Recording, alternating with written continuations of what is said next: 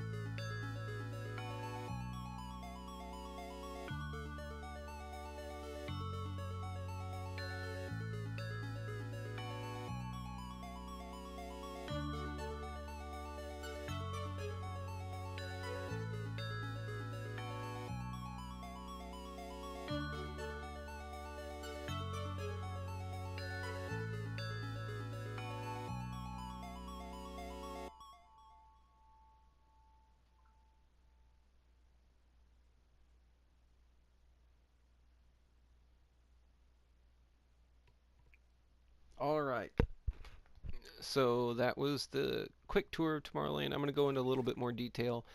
Taking us on our tour is this gentleman right here. His name is ICANN. He is a character that you can run into in Tomorrowland if you go there in real life. And kind of sarcastic, I felt like he was a very suitable character to add into this level to maybe be the protagonist if I ever add like a gameplay or a story to it. Um, so right off the bat, you're going to see this Tomorrowland Archway. That took quite a bit of time to make, but it was a lot of fun. The legs need a little bit more work, but I'll go back and work on those later as time passes. I use some text gadgets, as you can see up there, to kind of make a transparent, translucent effect. That's supposed to be plastic, and the inside of it is supposed to be hollowed out, but um, can't figure out how to do that. So whatever. Um, so up here you'll see these rocks.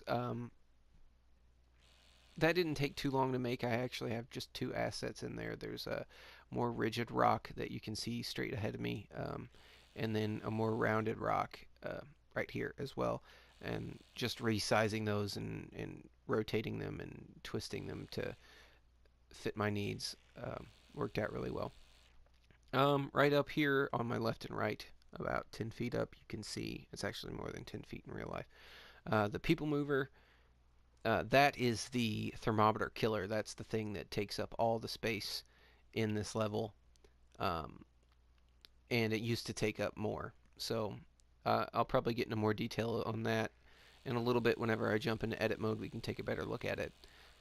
Um, all of this stuff in here on the ground, these walls, that's unfinished at this point in time. I need to get more photos to work off of to see exactly what it looks like, because I don't remember exactly what it looks like from my time being there. Straight ahead, we have the Astro Orbiter sitting on top of the entrance to the people mover, sitting on top of the lunch pad. The lunch pad is a good place to get some hot dogs and some fries and stuff if you want them. and the entrance to the People Mover obviously is exactly that. And then the Astro Orbiter is a really cool ride that is a little bit underrated. I think there's a lot of rides that have that kind of aspect where you get to go around and around and lift yourself up and down, but just the design of this ride and kind of the atmosphere and being able to see all of Tomorrowland from up there is really cool. So if you ever have a chance to go on that, I definitely would. Um, Over to our left here, we have this ball. I can't remember the name of it, but it is the weight of an elephant, and you can spin it with your hands because it's on a very thin layer of water being shot up by a jet stream that makes it have very little friction, so you can move it, which is quite cool. Let's see. Over here, I have some assets that I'm going to be putting around the place as needed.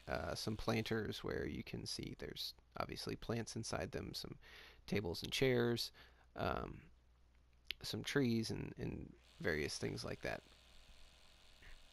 And then we head over here finally to the first thing I sculpted, but the last thing on the tour is Space Mountain and Space Mountain sign.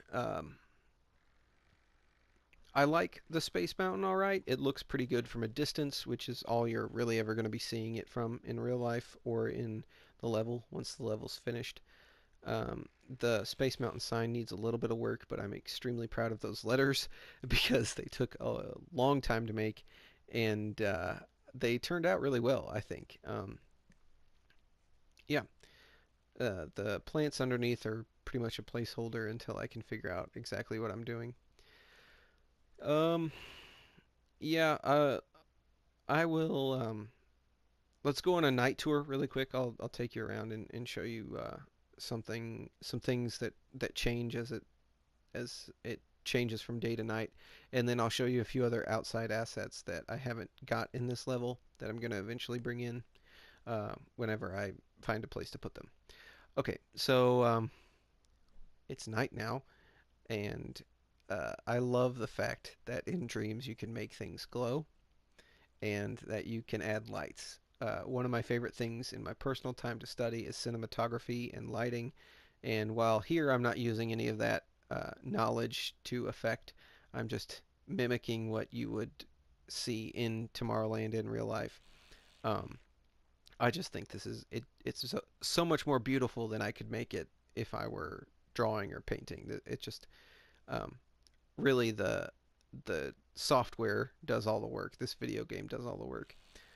Um, then over here, as we go back, you'll see the Astro Orbiter has a little bit of a light on top, and it's lit up with different spotlights and stuff. And I tried to be as accurate as I could to real life. And then you've got this main road here lit up with atmospheric lights, which kind of make it foggy. I wish that that wasn't the case, but it kind of works. I don't know.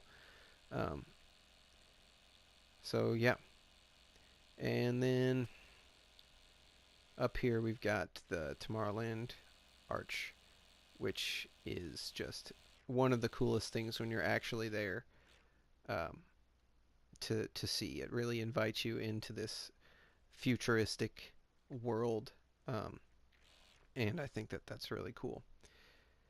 Okay, so let me bring in a few more assets, and I'll maybe tell you a few secrets about. Oh yeah, I need to go into edit mode. About why I love Tomorrowland so much.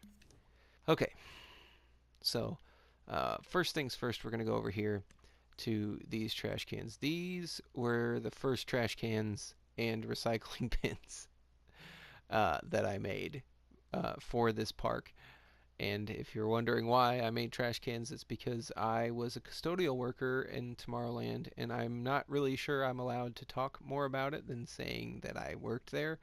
Um, I don't really have anything bad to say about the job. I actually really enjoyed it. It was fun. Um, but I spent a lot of time with these trash cans, and there are actually people that are fans of our of I say our I don't work there anymore of Disney's trash cans, um, and I don't know why.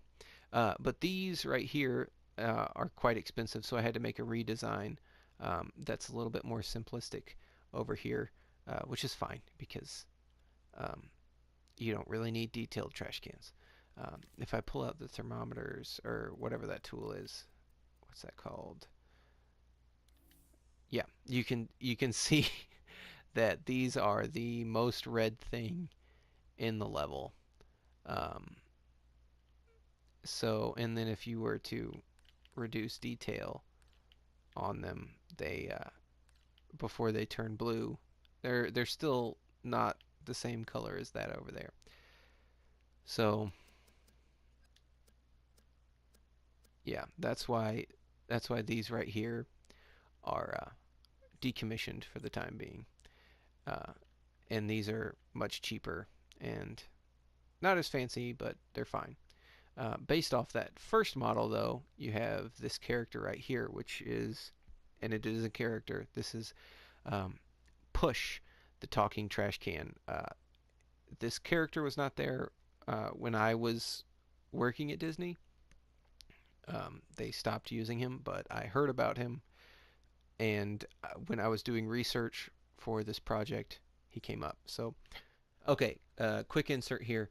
One thing I forgot to mention in the video when I was recording it was this Tomorrowland symbol that's on the trash can. This was a lot of fun to make, and this is actually where the letters from the sign came from. I did the letters first, and then I put them on here, and then I put them on the sign.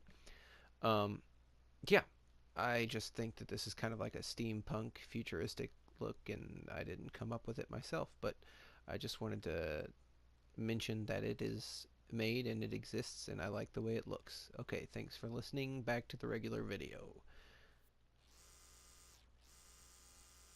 And yeah, he would just go around. He had a really whiny voice, and he would try and make jokes and freak kids out and stuff.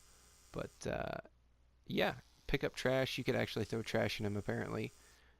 He does not go up hills very naturally, but who cares? And he can jump, and he has hands. I forgot to delete his hands. Okay, that's gonna have to be fixed someday. Um, I swear I fixed that. Maybe there's another one. Which one did I grab?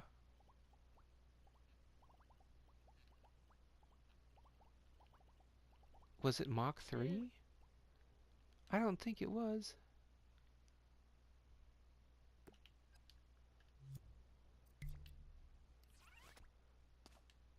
Yeah, okay, that other one I was showing you is outdated a little bit.